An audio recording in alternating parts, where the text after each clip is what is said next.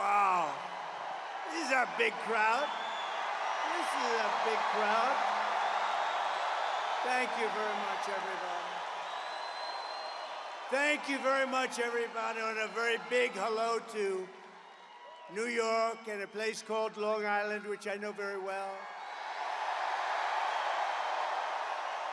And I'm thrilled to be back in the state I love with thousands of proud, patriotic New Yorkers who are really the heart and soul of America. We know that.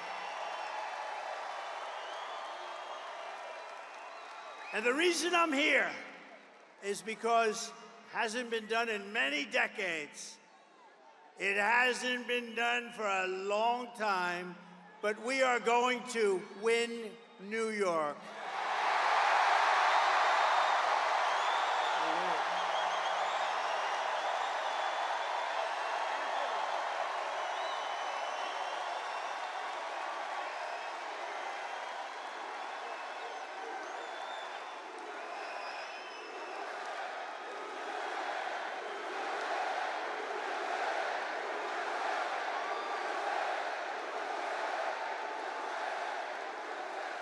And that's the first time in many, many years that a Republican can honestly say it, and we're going to do it. We have to do it. We do it, and the election nationwide is over. We take over the White House, and we fix up our country, okay?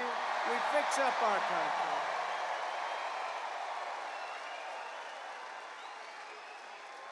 So as you know, 3 days ago, there was yet another assassination attempt on my life. I didn't know I was going to say that.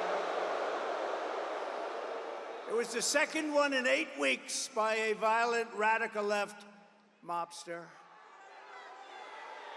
This evil would-be assassin got within a few hundred yards of where I stood, but thankfully, our outstanding Secret Service agent, and they are outstanding, spotted the barrel of his rifle in the bushes. Can you believe that? Can you believe that? He saw a barrel of a this was a big barrel. This you don't want to even talk about, AK-47. But he saw the barrel coming out a little bit out of the very lush bushes, and he took fast action to stop the gunman before I even entered the line of sight.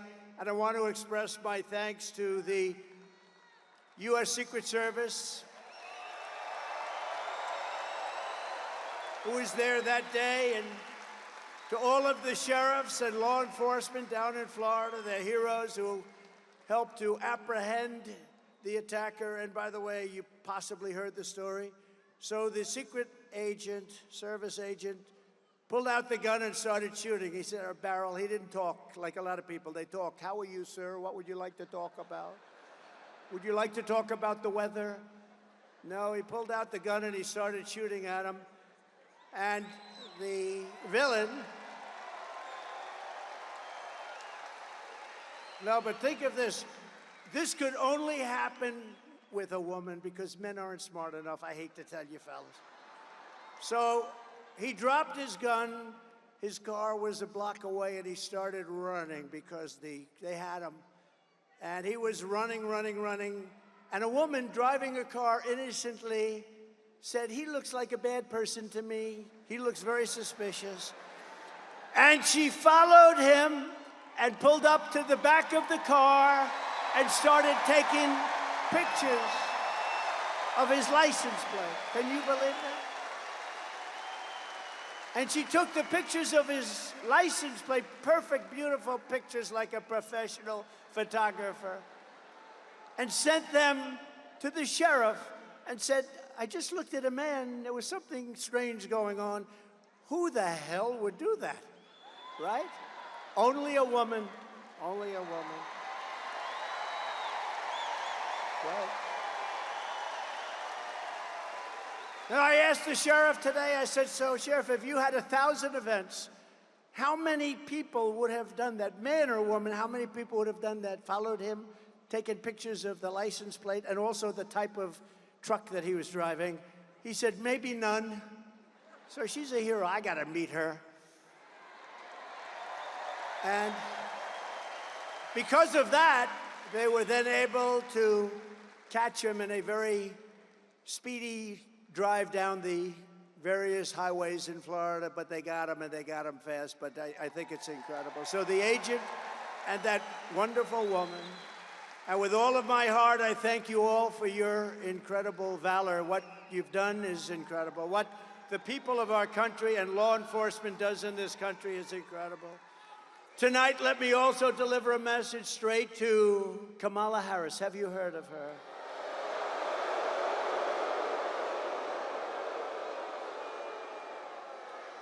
Who, by the way, was just rated by far the most liberal senator in the U.S. Senate, more so even further left than Bernie Sanders and Pocahontas. Pocahontas. She's more so. Elizabeth Warren, she's more left than Bernie Sanders or Elizabeth Warren. Let me also deliver a message straight to Kamala Harris, the radical left Democrat politicians, and the fake news media. Look how many are there.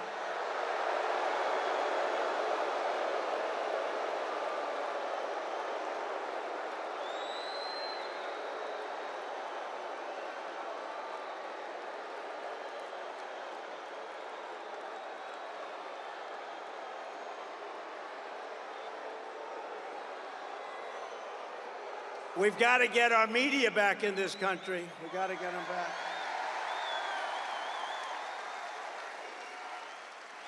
But the message is it's time to stop the lies, stop the hoaxes, stop the smears, stop the lawfare or the fake lawsuits against me, and stop claiming your opponents will turn America into a dictatorship. Give me a break. Because the fact is that I'm not a threat to democracy, they are.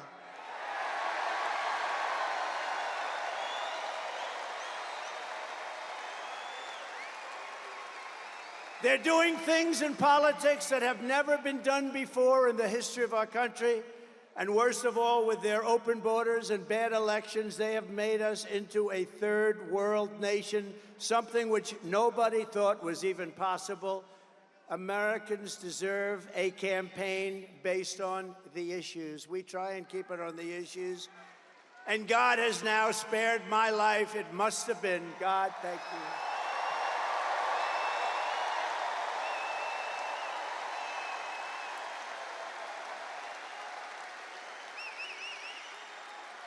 Not once, but twice. And there are those that say he did it because Trump is going to turn this state around. He's going to turn this country around. He's going to make America great again. And maybe. And we're going to bring back religion into our country. Bring it back.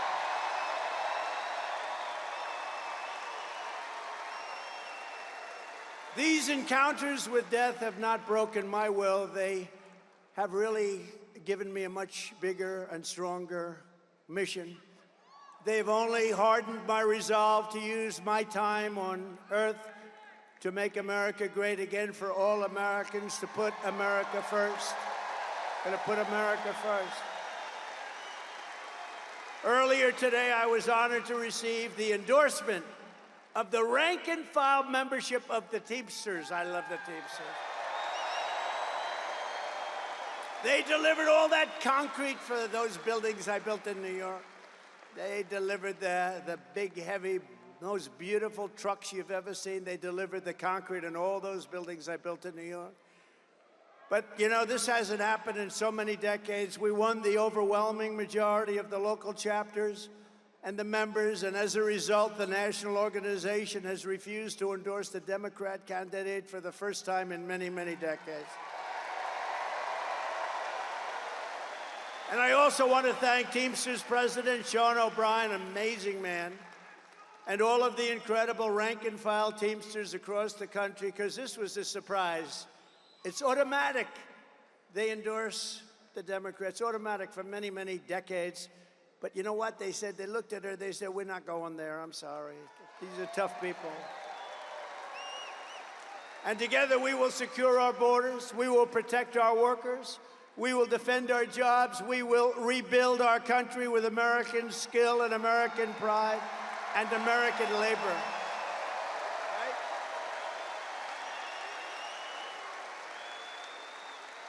And just as a little side note, we should give them a round, especially because of what they and how they voted today. If they voted the other way, I wouldn't give them a round. But the Teamsters built out this beautiful stadium for tonight's event. Thank you, Teamsters. Thank you. They did a great job. To every hardworking American, whether you live in a red state, a swing state, or a state with a failed Democrat rule, this year we need to elect all Republicans up and down the ballot. We have to clean out and straighten out our country.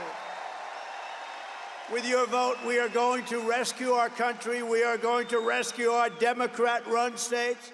We are going to start by saving the great state of New York. Is that good?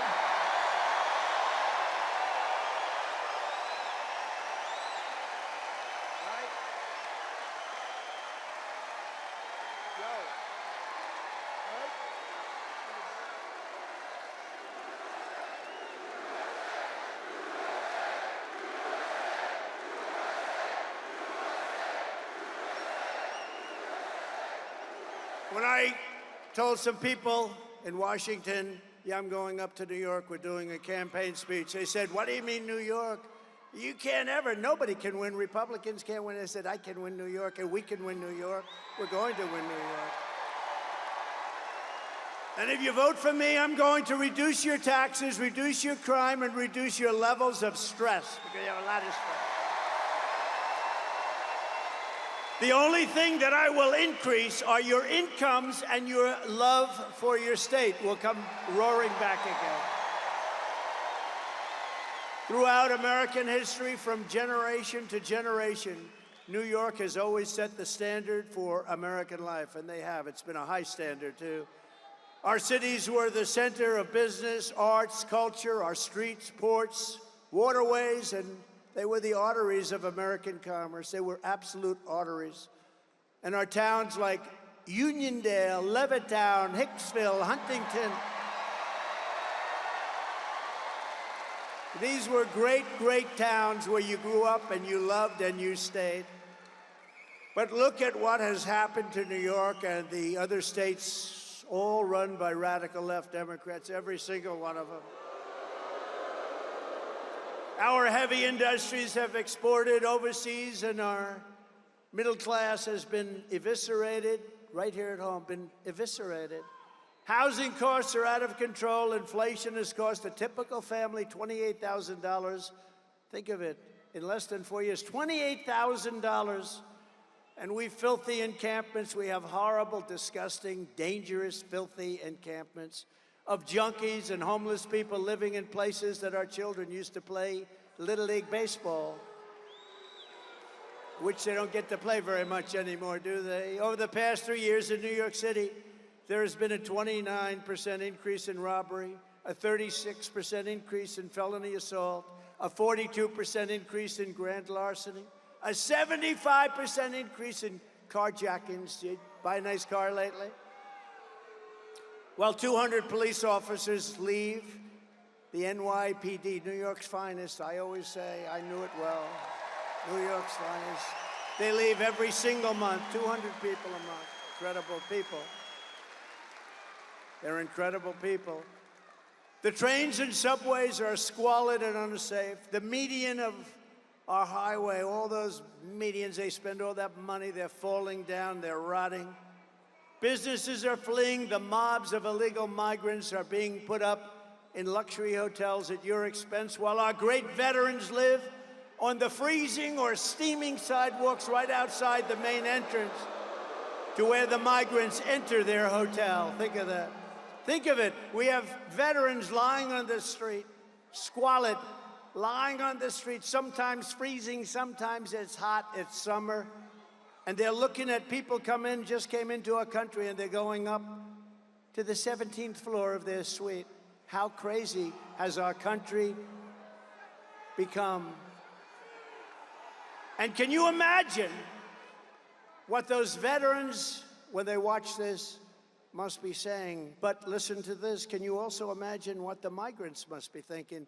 They're saying, can you believe this? We just came from a place, in many cases, they were in prisons, and now they're living in hotel suites while our veterans are living on the street.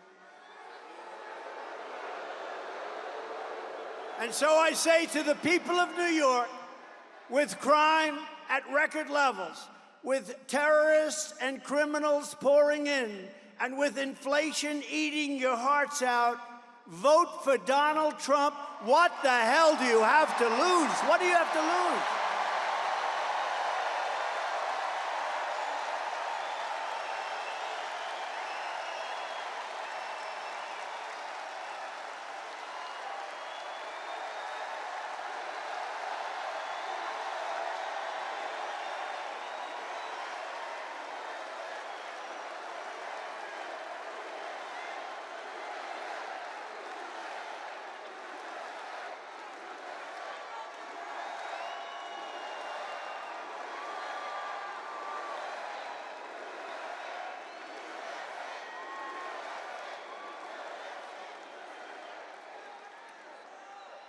What do you have to lose? Think of it. What the hell do you have to lose? You know, some of you remember that was a phrase that I used for our black population years ago in 2016. I said, with the worst housing conditions, the worst education, the worst this, the worst that, the most crime. I went through 12 different things, and it wasn't in the sheets. And I'm saying, boy, that's really terrible. And I said, and I was at like 2%, not too good. And I said to the black population gathered in front of me, vote for Trump. What the hell do you have to lose? I said that, same thing. And you know what happened? I got eviscerated when I went backstage. But I'm not like Biden where he takes, so I fight back with my people. Remember, we still signed the check. They said, sir, that's a terrible thing to have said. I said, when you said, what the hell do you have to lose? It's terrible, it's demeaning, it's horrible. I said, but it's true. You know what happened? The next day, I picked up 10 points with the black population. And now, because of all we've done, we're at the highest level of black support in the history of the Republican Party.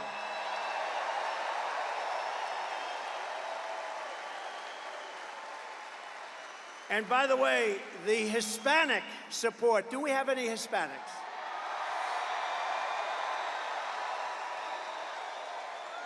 The Hispanic support is off the charts, and they don't know what the hell to do about it. It's off the charts. And we just had some great polling come out.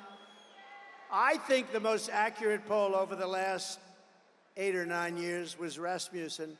They just came out with a poll that we're 5 up. We're 5 up. 5 up. We should be 35 up, to be honest with you. But, some people can't break an old habit. That's really what it is. So I say to you, vote for Trump, and I will turn it around very quickly. With 4 more years of Kamala Harris, New York State will be like a third world nation if it isn't already. It is. I think it is. With Trump, the Empire State will once again be the envy of the entire world. We will have no crime, only success. And unlike your current radical Democrat regime, I'm not driven by partisan ideology. I'm driven by results, and I'm driven by New York common sense. It's common sense, right? Right? It's common sense. I like to say the party, this is a great party. I like to say the party is really, we're conservative and all that, right? Who knows? You know what we are? We're really people with common sense. We need walls. We need good elections. We want low taxes. We want great police officers that are well taken care of. We don't want to defund the police. We're the party of common sense more than anything else, and it's picked up a lot of steam. It's true. My first week back in the Oval Office, I will clean up and call up your governor and mayors all across your state, and I will tell them It's time to work together. They're largely Democrats. It's time to work together for the good of the people. Going to do it. And despite all of the persecution I've endured from the corrupt judicial system in New York, it's a corrupt system. I love the people of this state, and I want to give back. I want to give back to you. I've had a great life. I want to give back to you. We're going to give it back to you. We're going to make this city and we're going to make this state incredible again. Together, we will rebuild our roads, bridges, highways, and airports. They're falling apart. They're falling down. We will renovate New York subway. Oh, that's beautiful. I used to go to school on the subway. Can you believe it? I mean, I like to say it's not so long ago, but it probably is. What do you think, Bruce? I guess it is. But my parents would drop me off at a subway, and I'd go to Union Turnpike, or I'd go to wherever They had no fear that I was going to be disappearing. They would take me to a subway, put me on and say, bye, darling, bye. If you do that today, you have about a 75% chance that you'll never see your child again. What the hell has happened here? What has happened? We will renovate the New York subway so that the greatest city in the world finally has, again, the greatest transit system anywhere in the world. You have the basics. We have to clean it. We have to take care of it. We have to give it a little love. And we have to get the criminals the hell out of there. We will once again support our incredible police officers, New York's finest. A lot of them.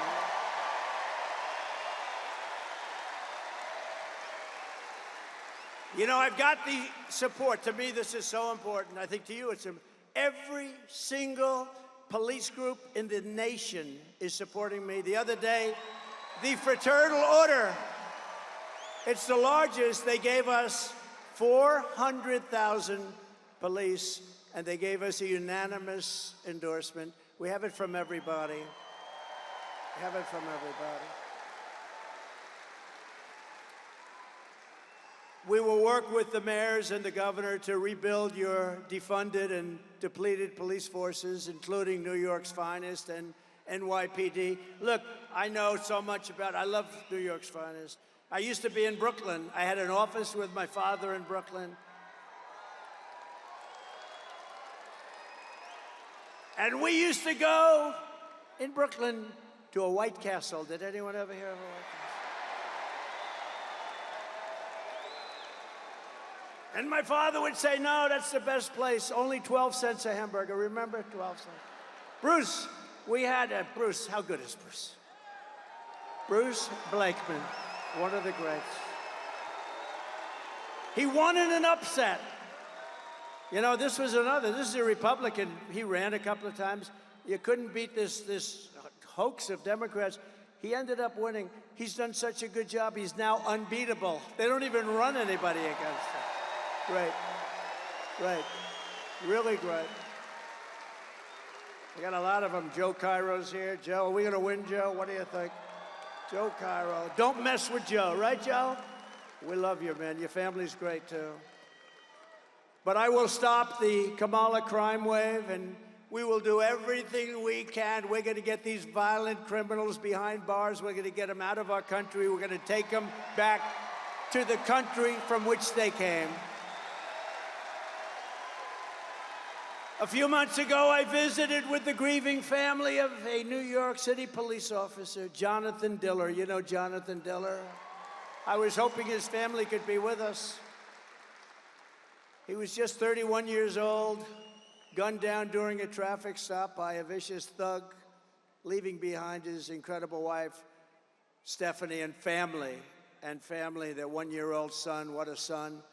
And are you here? Are they here? They could be here. Is Stephanie here? Because, you know, it was a bond, and she was so great, and I think she's here. It's hard when you have 19,000 people.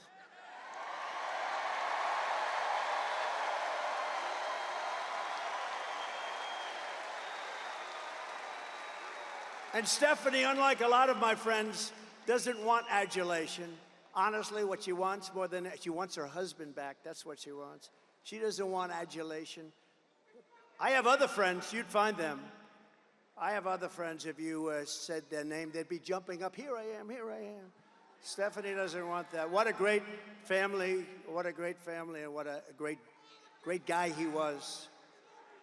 The criminal charge was savagely murdering Officer Diller, was previously arrested by the NYPD 21 times, right? 21 times, Bruce. And the accomplice driving the car had been arrested 14 times, but he was actually much worse. He was more vicious. 14 times, but he was actually far more vicious. This is the kind of story we hear every single day under radical Democrat policies like cashless bail, cashless bail. You kill somebody and you're out on the streets in 2 hours. Cashless bail has been a disaster for our country. Kamala Harris wanted it no matter where she went. She boasted about being the leader of the movement of cashless bail, just like she led the effort to defund the police. You know, she was the leader of the effort to defund the police, and now she's running for president. But a little while ago, like everything else, no fracking, no this, no, she changed her mind. Now she says she likes the police. She can't say love, but she says like. She's made a lot of progress, but you know the first thing that would happen is she will go to defunding the police, if that's even possible to think about. But when I get back into the Oval Office, the madness ends and the law and order is going to return to our country.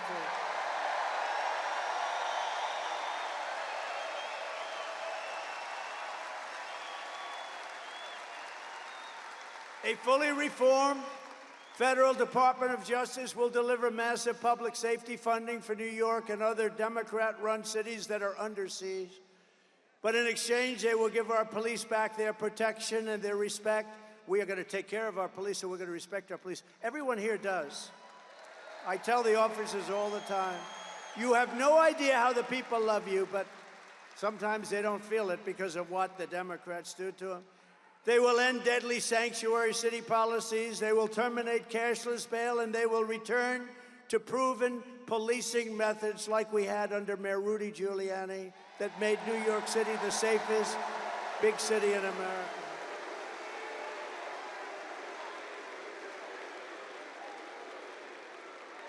Simultaneously, we are going to make life in New York State affordable again. Little word, affordable. A vote for Kamala Harris is a vote for 4 more years of job losses. Look at what's happening. Businesses that are fleeing, money draining out of your state, and hundreds of thousands of illegal migrants sucking your public resources dry. You know, I've always heard for 20 years, I've heard that New York City has no money, and yet they're going to spend $3 billion on illegal migrants, and they're not getting it from the federal government. You wonder, they never had money, but they have $3 billion to take care of people that came into our country illegally. Doesn't make sense. But under the Trump economic plan, we will cut your energy prices in half within 12 months. Half! Because we have more liquid gold under our feet and we don't use it. We go to places like Venezuela when we have more than Russia. We have more than Saudi Arabia. You remember I got Anwar approved in Alaska. It's the biggest site anywhere in the world, probably bigger than Saudi Arabia, bigger than Russia. And what did they do? In the first week in office, Ronald Reagan tried so hard he couldn't get it. I got it. The biggest site in the world, Alaska. And in the first week in office, they terminated it. We'll have it back very quickly, I promise you that. We will rapidly defeat inflation. We're going to bring your prices down. All they're doing is they've cut it, but you're up 55 or 60%. People that used to live a nice life 4 years ago, they can't afford an apple. A woman, they showed a picture of a woman the other day. I said, boy, that's sad. That should never happen to her. She went to the counter, the cashier. She had 3 apples. And when she was standing with the cashier, she realized she didn't have enough money for one of the apples, and she took the apple, brought it back, and she bought 2 apples. That shouldn't be happening in our country. That shouldn't be happening in our country. We will cut interest rates, cut insurance costs, and insurance is horrible. And massively, we will cut your taxes again. I gave you the largest tax cut in the history of our country. And we have some to go. Kamala Harris, as you look at her plan, will give you, very simply, the largest tax hike in American history. She's going to lift your taxes. This is the only person I've ever seen, and Biden too. They announced that they're going to raise your taxes, and it's supposed to be good politically. I don't think so. I don't know. I've never seen that, Anthony, before, where they say they're going to raise your taxes. They're going to raise your taxes. Vote for me, I'm going to raise your taxes. Can you believe it? I made a mistake. I shouldn't have done that, because the news will say, vote for me, I'm going to raise your... They're going to say, they're going to attribute it to me. I can't do that. I told our great First Lady I will not be sarcastic anymore. When you joke or when you're sarcastic, the fake news will take a story like that. I'll say, I never said I was going to raise your taxes. Yes. Vote for me, I'll raise your taxes. Kiddingly, kiddingly, kiddingly. These people are the worst. When I imitated Joe Biden because he couldn't get off a stage, so I'd imitate him because he couldn't find the stairs and look around. He finished the speech, the speech would last maybe 3 minutes, maybe a little less than that. And then he'd want to get off the stage, and it'd always go like this. But you remember, we're not running against him, we're running against somebody who's actually much worse. Ready? And he'd go like this. And then he'd walk in a different direction. It was the weirdest thing. And Secret Service did a great job. They'd come up in the stage and they'd pull him out. Like today, we have 4 or 5 stairs. You always have 4, 5, 6 stairs. The more it's government-owned, the more stairs you have. But you always have a lot. So I said to our great First Lady, who can draw a crowd? Did you watch me tonight on television, First Lady? People love our First Lady out there.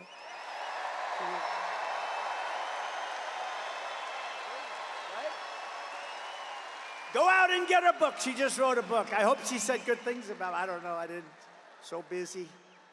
She just wrote a book called Melania. Go out and buy it. It's great. And if she says bad things about me, I'll call you all up and I'll say, don't buy it. Get rid of it. No, but she said to me, I said, baby, did you see the crowd? We had 18,000 people. We could have filled it up 3 or 4 times. Bruce Blakeman said to me, if we went to a stadium or a park, we would have had 100,000 people or more. So I'd call up my wife, and I'd say, baby, who could draw crowds? Nobody can draw crowds like me. Nobody, not even close. I'm the greatest of all time, maybe greater even than Elvis, because Elvis had a guitar. I don't have a guitar. Elvis had a guitar. I don't have the privilege of a guitar. But I'd say, baby, who could do it like me? Nobody can do it like me. How great am I? And she'd say, and she'd say, I'd say, how great was the speech? Not how good, how great was it? And she'd say, it was good, but your hair looked terrible tonight. Or the worst ever. So I said, how good was it, First Lady? And she said, it was good, but you couldn't find your way off the stage. I was imitating Biden, and they said I did it. I couldn't find my way off the stage. No, so you can't be sarcastic. Sarcasm with the media doesn't work, okay? It doesn't. So I've given up about 90% of it. I got all my friends here. Anthony, stand up. Anthony Lomangino, one of the greats of all time. He said, I have a big business problem. What? I have too much cash. I don't know what to do with it. I said, I've heard of worse problems than that, Anthony, right? He's doing good. He's a great man, great businessman, and a great person. Kamala wants income tax hikes, small business tax hikes, capital gains tax hike. How about the capital gains?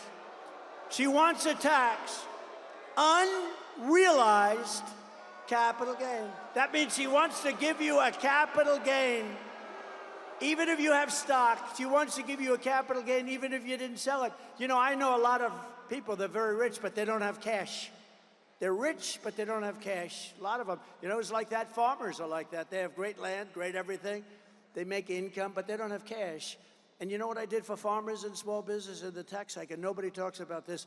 I got rid of the estate tax, so that, or the death tax, as they would call it, so that when you die and you pass it on to your children who you love, if you don't love your children, then it's not going to do you any good. And there are those. Does anybody in this incredible arena, they did a nice job, by the way, fixing it. I remember the old one. Does anybody in this incredible arena not love their children? Who in the arena is rich and will not leave their money to their kids? Because if that's the case, then what they did for you doesn't mean anything. Do I have any hands? 20,000 people and I have no hands. Okay, who wants to leave their money to their kids? That's good. Well, you know, in the old days, you'd leave the money to the kids, and what would happen? The kids would have to go out and borrow money. They'd lose everything. They had to borrow money from a bank at a high rate of interest. Now they don't have to do that anymore. Now you can leave your farm, you can leave your small business to your kids, but Kamala wants to end that. She wants to end it. She wants to raise your tax to a level that nobody's ever heard of before, and it's crazy. We will go in to a I thought this was a wise guy coming up. This guy, I thought, I'm getting ready. I'm going like this. You know, I got a little bit of a yip problem here, right?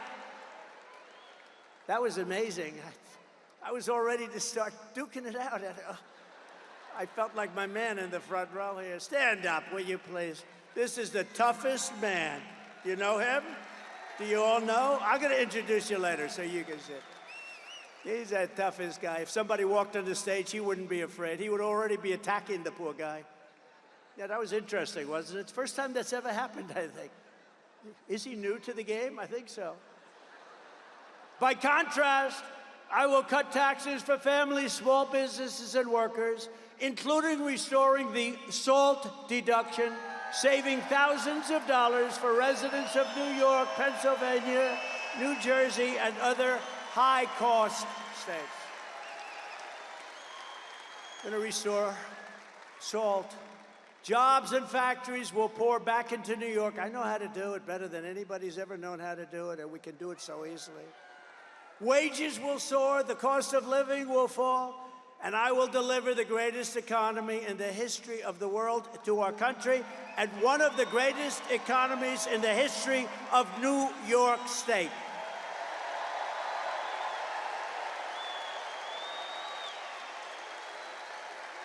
And a key part of restoring safety and saving our economy is stopping the invasion at the border of our country.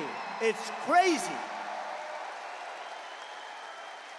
Under border czar Kamala Harris, you know, she was the border czar until she started looking at this situation, until the coup. I say until the coup because it was a coup. But she was a border czar. Now she said, I was never the border czar.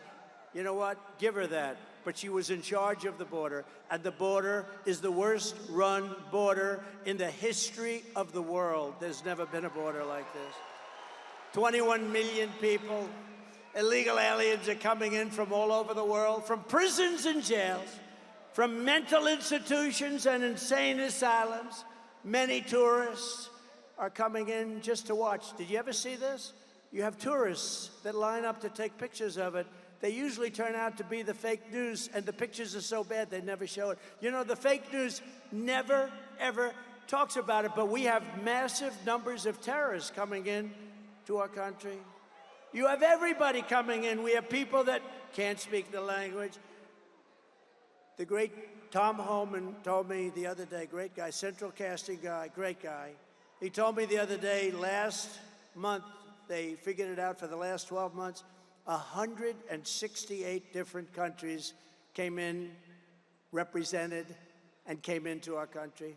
Most people don't even know you have that many countries. You actually have over 200, but most people don't know. But I want to be known as one thing. In 2016, I probably won because of the border. I did a great job. I cleaned it up, and the border was good.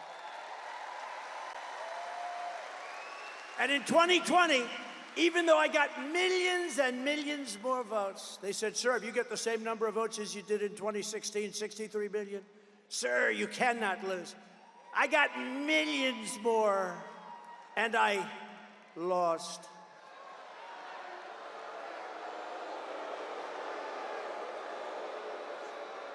But you know what?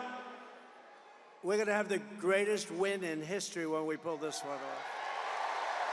It's going to be legendary. But in 2020, my people would say, sir, it doesn't help for you to speak about the border. Nobody cares. I said, I want to speak about the border. I did a great job. Sir, nobody cares. It's true. I talk about the border. Nobody cared. But now they care, because now the border is 25 times worse than it was in 2016. Now the border is not even believable what's happening. And I want to be known as your border president. I'm going to be known as your border president.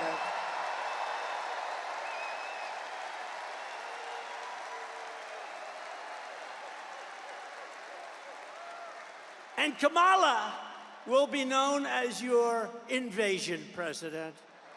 Just let them all come in. Let them all come in. Now, we got to save our country. Our country's going down. If you look at what's happening with the Venezuelans taking over, I mean, they're taking over large pieces of real estate in Colorado, and you have a Democrat governor who's petrified of them. He's afraid. I'd never seen anything like it, and he doesn't want to talk about it. They've taken over your buildings and your land. You got to do something about it. That wouldn't happen with Bruce Blakeman, I can tell you right now.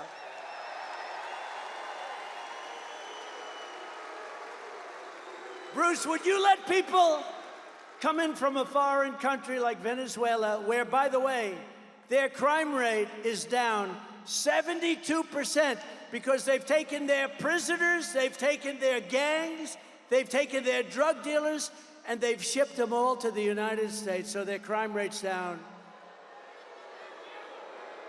But Bruce, would you ever tell the people that you're supposed to be protecting when they call? A lot of Venezuelans are in here and they have very big guns. Would you say, listen, I don't really want to do anything about it?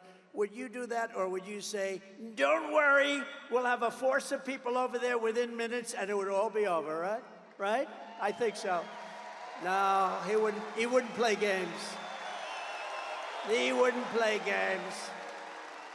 But you know, these people, the law enforcement, they're afraid in these places because it's so violent. They've never seen people like this. These are violent people that they're allowing into our country. It is truly an invasion, and we're not going to let it happen. We're going to take those violent people and we're going to ship them back to their country, and if they come back in, they're going to pay a hell of a price.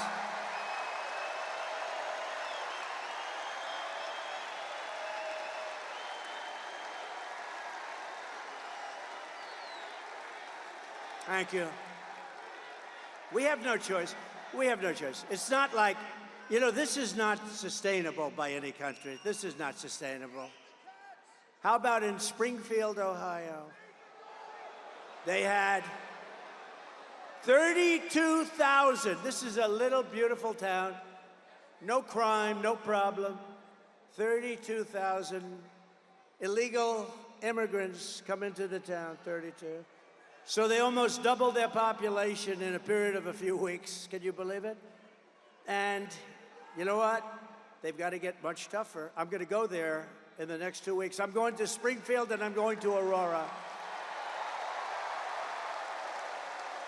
You may never see me again, but that's okay. Got to do what I got to do. Whatever happened to Trump? Well, he never got out of Springfield.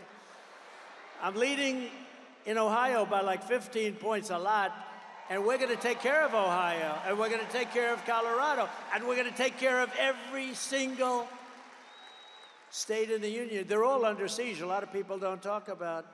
But think of this. So the mayor of Springfield, and I think he's a very nice person, but instead of saying we're getting them all out, we're getting them out, he says very simply, we're hiring teachers to teach them English. Can you believe it? We are hiring interpreters. So when they go to school and take the place of our children in school, we have an interpreter. Each one will have a private interpreter. What the hell is wrong with our country? No, no. We're getting them out of our country. They came in illegally. They're destroying our country. We're getting them out. They're going to be brought back to the country from which they came. I will protect our country. I will protect our country. Think of it. She will surrender our country. That's what they're doing. They still refuse to acknowledge that these people have to be taken out. And you start with the stone cold killers, the murderers, the drug dealers. You get them out, and you tell them if they ever come back, big trouble. But let me tell you what you really do. Some of them are so bad you can't take the chance of sending them out because they'll come back. You lock them up, and it's going to be there for a long time. And when they know that, you'll see a whole big difference. As you know, here on Long Island, the open borders policies of Kamala Harris, and it were really her policies, and the communist left, I call it the communist left, have been importing MS-13 gang members by the thousands. I don't know what it is about Long Island, but, you know, I took thousands and thousands of gang members out. Do you remember the story? Remember, I came into the presidency, and MS-13 was on my mind because I saw that in Long Island, two beautiful young girls were walking to school. They were 16 years old, and an MS-13 gang of deviants grabbed the girls and sliced them up into pieces, not with guns. They didn't want guns. They killed the two girls. They sliced them into little pieces, and I never forgot that. And then I found out that things like that are happening all over, wherever they are. MS-13, the worst gang anywhere. The only thing good about that is they make our gangs look like very nice people, I want to tell you. These are the worst people. They're animals. And Nancy Pelosi said, you shouldn't call people animals. That's not appropriate. They're animals. That's the philosophy. And I said, I got to the White House, and I said, they have a lot in Ohio, a lot in every state. And I said, I want MS-13 out of here. They come from various places, a little bit south of Mexico. They come from Mexico, too. And I said, what I want you to do is I want to bring them out. And a general said, sir, I'm sorry, sir. The countries will not, under any circumstances, allow us to bring them back in. They don't want them anymore, sir. I said, how long has this been going on? Many years during the Barack Hussein Obama. Has anyone ever heard of him? Many years, sir, under the Barack Hussein Obama administration. It's been going on for years, so they won't take them. You know what they do? They would take Honduras, okay? Think of it. They would take planes, and they would put them on the runways. They would put the planes, El Salvador, or different countries, some of the roughest gangs. They put big commercial aircraft. So when a plane is going to fly in with 200 or 300 MS-13 killers, you couldn't land the plane. They said, sir, we can't get them back. All of the bus routes are blocked. We can't get the buses in. And when they know a plane is coming, they put planes on the runway. Sir, we won't be able to do it. I said, I think you will. How much money do we pay them for? Economic development of the dictator's house. How much money do we pay them, General? I'll get back to you, sir. He comes back the next day. Sir, we pay them $750 million a year. It's a lot. Let me tell you, it's peanuts compared to some of the money that we pay, but it's a lot of money. I said, inform these countries that under no circumstances are they getting any money anymore. They're not getting any money. They are delinquent. They're not allowing us to bring back people that they forced into our country through caravans. So they informed them, and the next day I get to the Oval Office nice and early, and I get calls from 3 particular countries separately. Sir, there seems to be a problem or a misunderstanding. I said, yeah, there is a misunderstanding. You're not taking your MS-13 people that you sent into our country. You're not taking them back. And I'm going to not give any money to your country forever. You're never getting 10 cents. And in all cases, they said something to the effect, sir, it is so bad that I didn't know about this. I wish I would have known about it. We would love to take MS-13 back into our country. We love them very much.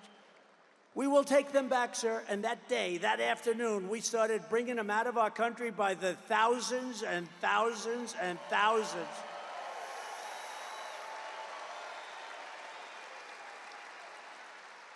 And the worst part of the story is, now, I still didn't pay them. I figured. But now they're getting $4 billion a year under Biden. Biden said, do it. Maybe she knew about it. I don't want to blame her if she didn't, but $4 billion. You know why? Because he wants them to create a beautiful environment so that they say that that's not going to happen. Okay, the money's going to be stolen all over the place. So instead of 750, it's now at $4 billion. An estimated 75% of arrests in Midtown Manhattan and over 60% of arrests in Queens are now illegal aliens. Congratulations. Congratulations. And you know this. In Queens a few months ago, an illegal alien released by Kamala Harris, she was in charge of the border, approached two 13-year-old children with a machete in broad daylight, forced them into the woods, tied them together by the wrists and raped them, injured them terribly, very badly. You know about it. In the Bronx, another illegal alien that Kamala Harris set loose into our country approached a 36-year-old woman while pretending to ask for directions. Ma'am, he said, I'd like directions to someplace. Before he wrapped his arms around her throat, pinned her down on a park bench, and raped her all night and beat the hell out of her. And you know what she said? She said, he didn't rape me, he tried to kill me. That was her expression when the police came.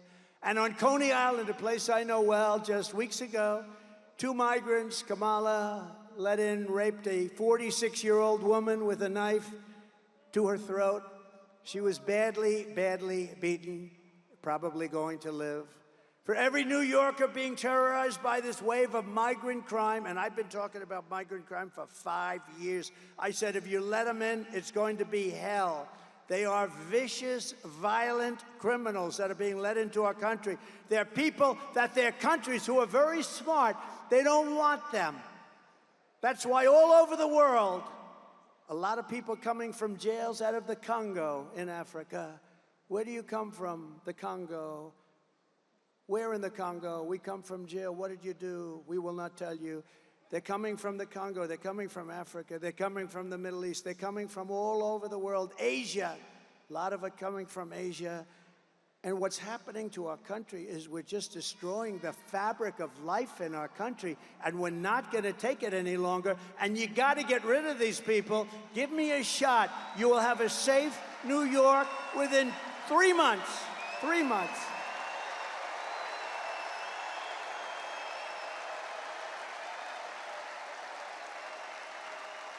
For every New Yorker being terrorized by this wave of migrant crime, November 5th will be your Liberation Day. It's going to be liberation because you are living like hell.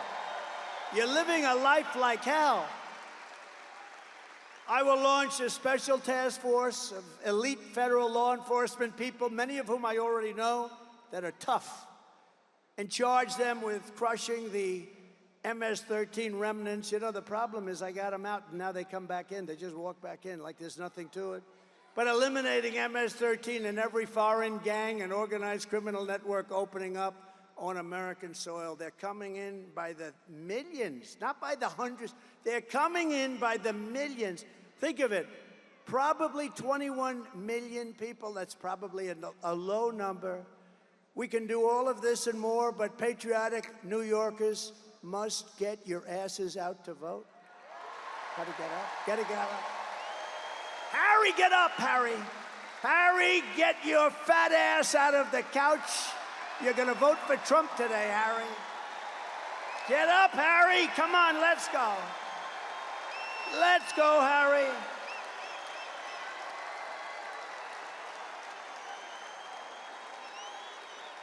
We gotta vote. Gotta vote. And I believe we have the vote. You know, it's an interesting thing. Evangelical Christians, they tend not to vote very much. If they did, you'd never lose. Gun owners, I have the total endorsement of the NRA, have had it from the beginning. Gun owners don't vote, meaning they don't vote in a proportion that they should. Very small numbers vote. It's probably rebellion, who knows what it is. The gun owners have to get out and vote. Evangelicals, Christians have to get out and vote. People have to get out. There are some groups that don't vote like they should, and we're going to win. We're pleased to be joined tonight by members of Congress that are really terrific, that are warriors, really warriors. And one of them in particular, I love what she did to that woman at Harvard. Oh, that was not pretty. Elise Stefanik. Where is Elise? Where is she? Where is she? She is so great. Where the hell is she? Thank you, Elise. Boy, she was great. Mark Molinaro. Great. Nick LaLota. Nick. Thank you, Nick. Great job. He's doing a good job. Here's another one doing a good job. I gave him a big endorsement, Anthony D'Esposito.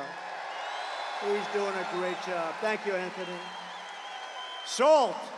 Salt, Anthony. Remember, fellas, salt. Brandon Williams, doing great. Thank you, Brandon. Thank you very much. Nick Langworthy, terrific guy. Claudia Tenney. Where's Claudia? Where's Claudia?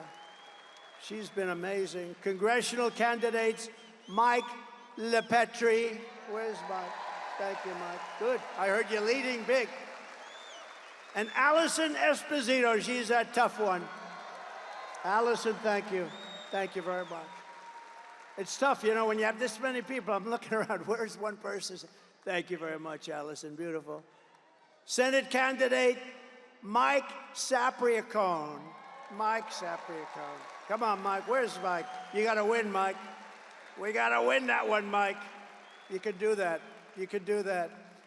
A former senator and a friend of mine for a long time, and we had disputes every once in a while, but generally I would say it was a 10 relationship, and he was a tough cookie, Senator Al D'Amato. Right? Good man. A good man. A great lawyer and congressman, and he helped me a lot during impeachment hoax #1 and impeachment hoax #2. They were hoaxes. Congressman Lee Zeldin.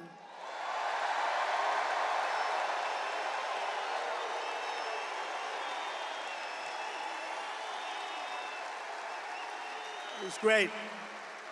And he's a big part of our campaign, and I want to bring him to Washington with us. He's a great lawyer. Get ready.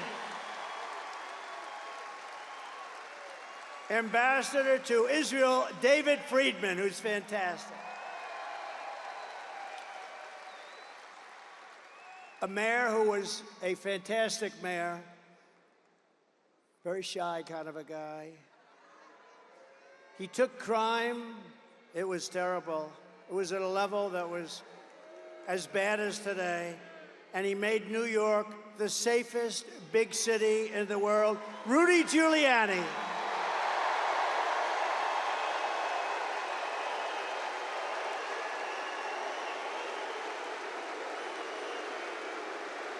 Boy, Rudy, isn't that great? And his son, who happens to be a great golfer. A lot of people say, oh, how's Andrew? Not that good. Let me tell you, he's seriously good. Andrew Giuliani. Thank you, Andrew. Thank you, Andrew. Did a good job. And a very beautiful little boy who went through hell. But I brought him some presents. That's why I was late for you today. I brought him presents. I said, Liam, do you think the crowd of 20,000 plus a lot of people outside, you know, we put up big televisions on the back of the building, but that's not like being here. It's wonderful. Hello out there. I hope you're enjoying it. Big, big, beautiful screens. We have big screens. Not quite like being in the third row, first row.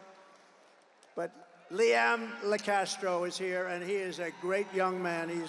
He's gone through a lot, but he's going to be better soon. Right, Liam? And I got him the most beautiful present.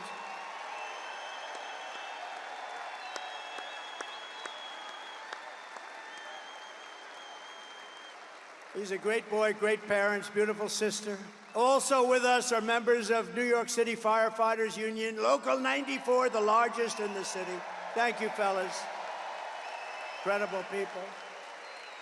And in their honor, and I think this is a big deal, because in your honor, I am announcing tonight that as president, I will officially make the Ground Zero site at the World Trade Center a national monument, protected and maintained by the United States government, so that hallowed ground and the memory of those who perished there will be preserved for all time, preserved forever.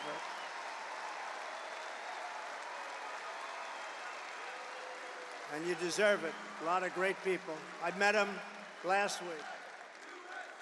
Thank you.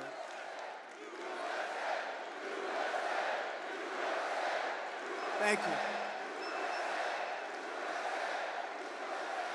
Well, and I met him last week with the ceremony, and it was a beautiful ceremony, and met a lot of fantastic people.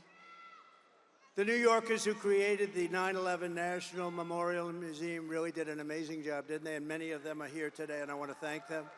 And I want to ensure that their outstanding work is sustained forever, and that's what we've done by doing this. So we are just 48 days away from the most important election in American history. The most important.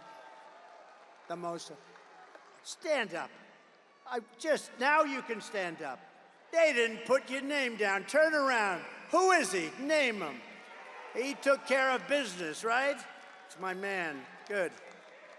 Boy, I'm glad I didn't forget you. Good guy, good friend of mine for a long time. Whenever I had problems, I'd look at him and they'd say, let's leave Trump alone. Thank you, man. Thank you. We appreciate it. Great, great gentleman. Kamala Harris is for wide open borders with terrorists and criminals pouring into our country, more inflation, even higher than the last 4 years, which was a record. She wants to pack the Supreme Court. Think of that one. And today, I heard it all. I thought they wanted maybe 11, maybe they wanted 13. That's an unlucky number, so maybe it would be 15 instead of 9. But instead of 9, Kamala wants to bring up potentially as many as 25 justices so that they can rig the system like they rig everything else, including elections. And maybe one of the worst things of all, she is a true believer.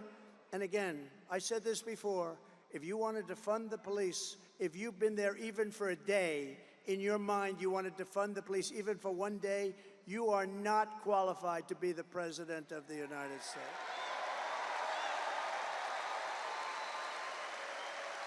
Because anybody who wants to defund the police, we can't have it. We can't have it. It'll go down. It'll go down. We're not going to let our country fail. It's too great. And you know what? If we don't win this election, it's very possible we'll never have another chance. We have to do it. You have to get out. You have to vote. But Kamala vowed to abolish ICE. She supports free health care for illegal aliens. How about that one? You don't get free health care. These are all things that she was for years. Now, for the last little while, she's saying, no, I don't really think that was right anymore. 15 different things. She wants mass amnesty and citizenship for all illegals, which means totally bankrupting Social Security and Medicare. She wants to put illegal aliens into your Social Security and your Medicare system, which guarantees their bankruptcy. She says we must not utter the words illegal alien again or radical Islamic terrorist again. And think of this, during her 3.5 year, to me this is the worst thing I talk about tonight, it's unbelievable. During her period of 3.5 years, she was in charge of the border. She lost more than 325,000 migrant children, many of whom have been trafficked, raped, and many of whom are dead. Many of whom are dead. Think of what that is. That's like Yankee Stadium filled up many, many times. Think of it. Think of it. As California Attorney General, she redefined child sex trafficking, assault with a deadly weapon, and rape of an unconscious person. I'd never heard of this. Rape of a very unconscious person as totally nonviolent crimes. She vowed repeatedly to ban fracking. She imposed a natural gas export ban that is crushing the state of Pennsylvania. I'm way up in Pennsylvania, by the way. This helps. Because she's not going to let, the day after the election, all of these things come back. I hope you know that. She praised the idea of a tax rate of between 70 and 80%, and her only idea for solving inflation is to impose communist-inspired price controls, which have never worked. She pledged to abolish. Does anybody here have private health care? You worked hard. She wants to abolish anybody that's worked hard and made some money. Private health care, no more private health care, and force everyone into a socialist government-run health care with high taxes and deadly wait times. And she even endorsed free sex change operations for illegal aliens in detention, all at taxpayer expense. Now think of that one. They come into the country illegally and they say, I want to change my sex. Oh, that's okay. She's totally in favor of it. I'm sure she'll deny it now, but that's what she is. In 2021, Joe Biden tasked Kamala Harris with bringing broadband to rural America. Rural America was dying for it, and gave her $42 billion to do the job. 3 years later, right now, not a single home has been connected to broadband. Everyone's saying, what happened to the money? $42 billion, not one home. And in the Midwest, you read this, in the Midwest, they built 8 charging stations. That's like a gas pump with electricity, right? 8. They spent $9 billion to build 8 charging stations. Other than that, it really works well. I will end the electric mandate on cars immediately. And I have to say this, look, Elon Musk is great. He's a great guy, and he makes a great car. And as strong as I am on this, because I think they're incredible, but it's limited. Some people want them, and some people love them. I think they're incredible, and he makes a great product, maybe the best product I hear. And he understands this. Some people have to go far distances. Some people don't want the additional cost. Some people don't want their car built in China. Electric cars will be built in China. I'm going to bring back the auto industry. We're going to have gasoline-powered cars. We're going to have hybrids. We're going to have electric cars. We're going to have everything. The new one is hydrogen. I heard about that the other day. Hydrogen. There's one little problem. If it blows up, you're dead. It's great until one day there's a little bit of a problem, Anthony, and it blows up. And when that happens, it's not a pretty picture. So I think I'll take a pass on that one, if you don't mind, for a while. And just today, 3 agencies of the Kamala Harris and Joe Biden administration, the FBI, the Office of the Director of National Intelligence and Cybersecurity and Infrastructure Security Agency, they just released a report confirming that Iran actors hacked into the Trump campaign's email accounts and in turn sought to give the hacked materials to the Biden-Harris campaign. They gave them all of the materials because Biden is working with Iran, and Iran doesn't exactly like me because they were ready to make a deal, except we had an election that was rigged and stolen. And look at what's happening to our world now. But no, Iran hacked into my campaign. I don't know what the hell they found. I'd like to find out. Couldn't have been too exciting. But they gave it to the Biden campaign. I can't believe it. Oh, yes, I can. But this is really foreign election interference. This is real election interference, not the phony crap that they've been trying to pin on me with Russia, Russia, Russia for years. Whatever happened to Russia, Russia, Russia? Remember the 51 intelligence agents? They said, no, no, the laptop from hell, it's Russia. No, it was Hunter.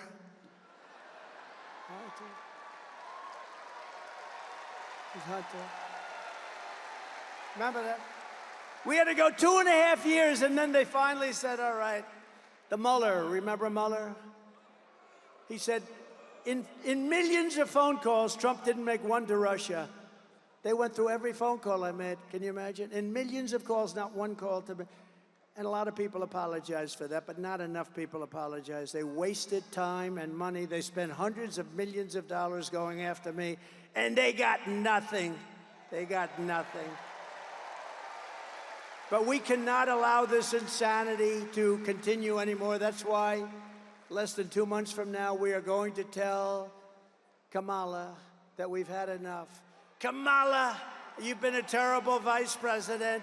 You will be an even worse president. We're not going to take it anymore, Kamala. Kamala, you're fired. Get out. You're fired.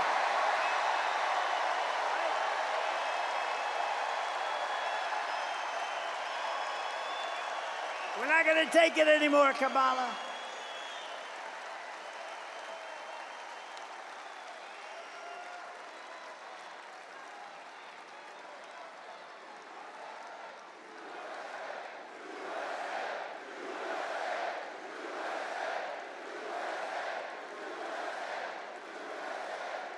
That was a little line from The Apprentice, which I'm sure you haven't seen.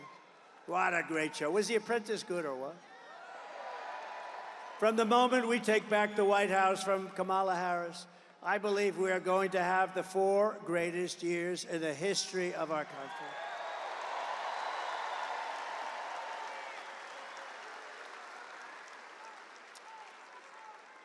Starting on day 1, I will seal the border and stop the migrant invasion, an invasion like no country has ever seen before.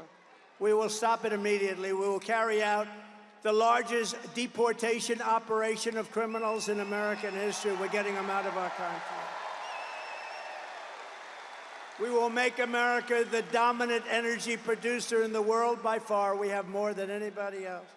And we have more. Think of it, we have more than Saudi Arabia. We have more than anybody else, especially when you add Anwar in Alaska, which we will reinstitute immediately. We're going to use it along with growth. We are going to grow to start paying down our debt. We have $35 trillion in national debt. We were all set to do it. And then we got hit by COVID. We had to focus on that. And then we gave back.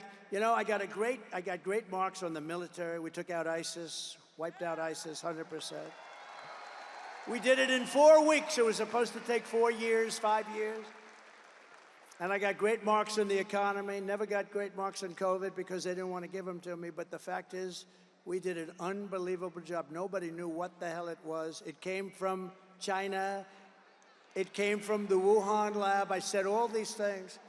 And we did an unbelievable job, and we handed over a country whose stock market was higher than it was just prior to COVID coming in, and amazing. But we did have to focus on that. Think of what China did to us. The world has $60 trillion and millions of people dead over that disaster. Think of that. The whole world. Even China suffered very much. They suffered at the end more than almost anybody. I will turn the United States into a manufacturing superpower more than it has ever been before. We're going to bring back the car industry. We're going to bring back the car industry. Other countries that make us pay a tax to do business with them will be charged the same tax when they send their product into the United States. We have countries, not only China, many countries, many of them are allies. Some of the worst trading countries are allies. Don't let that word surprise you. They're allies. They're friends of ours, and they take advantage of us horribly on the military with NATO and on trade. It will be called the Trump Reciprocal Trade Act, and if China or any other country charges us a 200 or 100 or 300% tax, then we will charge them a like 100, 200, 300% tax in return. You charge us, we charge you. And my message is very simple. Make your product right here in Uniondale. Make your product in America. Make your product in America. And only in America. And if you do that, Bruce, you won't have to pay a tax. And they'll be coming in here like you wouldn't believe, right? The worst that happens, we'll take in a lot of money, but we don't even want that. We want them to make their product. We're going to bring back the auto industry. Right now, China's building some of the largest auto plants in the world, and they're building them in Mexico. And they think they're going to build these massive plants, literally the biggest in the world. They're going to make millions of cars and sell them without tax across our border.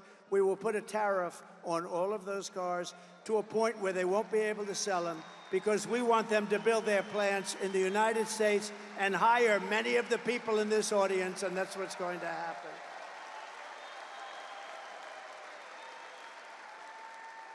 And we also have something that's basic, but wow, people said, you're really smart. Where the hell did you think of this one? No tax on tips. So if you're a waitress, a caddy, a driver, but maybe better, no tax on overtime.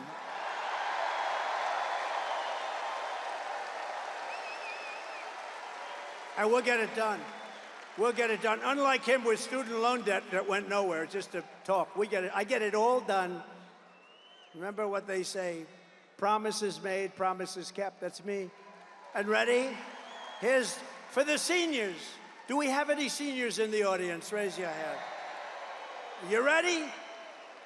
No tax on Social Security benefits. No tax on Social Security benefits. And you know why you deserve it? Because you lived like hell with the highest inflation probably in the history of our country, and you couldn't make ends meet. Now you're not going to have to pay tax on your Social Security benefit.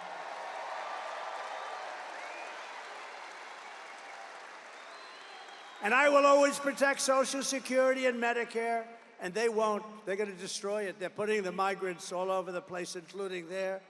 And while working Americans catch up, we're going to put a temporary cap on credit card interest rates. We're going to cap it at around 10%. We can't let them make 25 and 30%. We will terminate the Green New Scam and spend trillions of dollars. We're going to take the Green New Scam, one of the greatest scams in the history of our country. Remember when they used to say global warming? They don't say that anymore. They say climate change because the planet's actually getting cooler. Climate change, Chuck. Climate change is different. Just Chuck Zito. Oh, I feel safe with him in the front row. Are you afraid of climate change, Chuck? Because now it's no longer global warming because that wasn't working so well, because it was getting cooler. Now it's climate change because that covers if it's warmer, it's cooler. We're going to take all of that money, we're going to take it, and we're going to rebuild. We're going to take this money from the Green New Scam. It's a Green New Scam, one of the greatest scams in history. And we're going to spend it on roads and bridges and real infrastructure. And we're going to pay down debt, not fake infrastructure that's caused massive inflation and has no benefit whatsoever for our country. And I will settle the war in Ukraine. I got along very well with Putin and Zelensky. And I will end the chaos in the Middle East.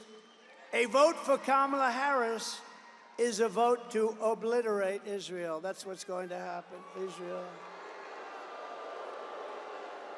Israel will not exist in 2 years. And by the way, we are closer to World War III right now than at any time during anybody's life in this beautiful room. I will stand with Israel, and we will return a thing called peace through strength.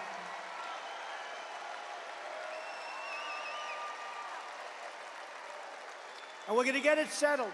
We're going to get it done. We're going to get it done. We're not going to have war in the Middle East. We're not going to have war with Russia and Ukraine. You know, when I was there, we didn't have any war other than ISIS. I finished them off. We knocked out al-Baghdadi, the founder of ISIS. Think of that. We knocked them off. It was supposed to take 4 to 5 years. I did it in 4 weeks. General Raisin Kane, what's your name? Kane, sir, what's your first? I did it in 4 weeks. General Raisin Kane, what's your name? Kane, sir, what's your first name? Well, they call me Raisin. I said, your name is Raisin Kane. That's the general I was looking. He did it in 4 weeks. The Russian attack on Ukraine and the October 7th attack on Israel would never have happened if I was president, would never have happened. Think of what the world would be, and think of what our nation would be with no Russia-Ukraine war, no October 7th disaster in Israel, and the Middle East. It's inflamed right now. It's inflamed like nobody's seen it for 50 years. No inflation and energy dominance. That's what it would have, energy dominance.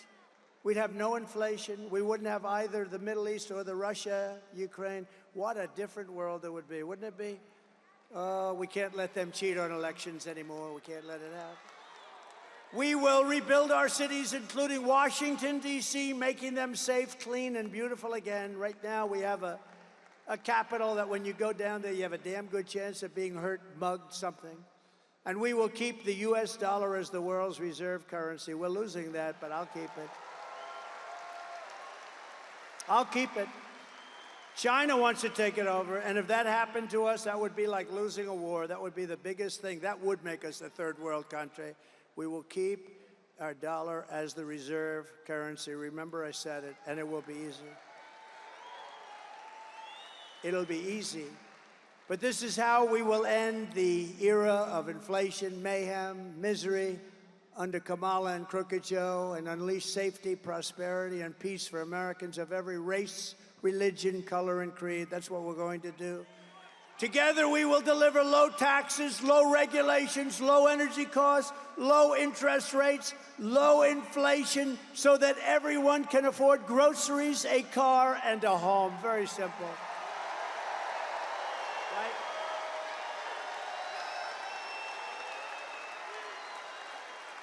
We will stop the invasion, end migrant crime, support our police, strengthen our military. I want to wish a happy 77th birthday to the United States Air Force.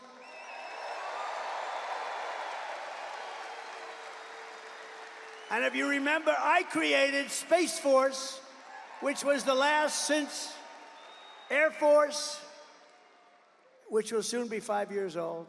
Space Force has turned out to be very important. We will build a missile defense shield around our country, keep critical race theory and transgender insanity out of our schools, and we will keep men out of women's sports.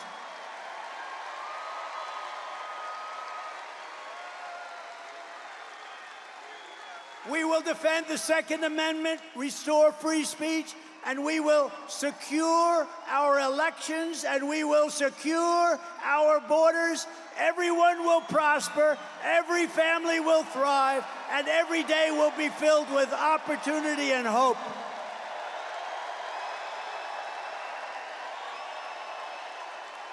But for that to happen, we must defeat Kamala Harris and the crooked Democrats, and we must stop her country-destroying liberal agenda once and for all. So get everyone you know and vote. We want a landslide that is very simply too big to rig. Too big to rig. Right, Bruce? Too big to rig. Joe, too big to rig. Too big to rig, Joe. I think we can do that, too. On November 5th, we will save our economy. We will rescue our middle class. We will reclaim our sovereignty and restore our borders. We will put America first, and we will take back our country, because together we will make America powerful again, make America wealthy again, make America healthy again, make America strong again, make America proud again, make America safe again, make America free again, and we will make America great again. Thank you very much. We love New York. Love New York. Thank you.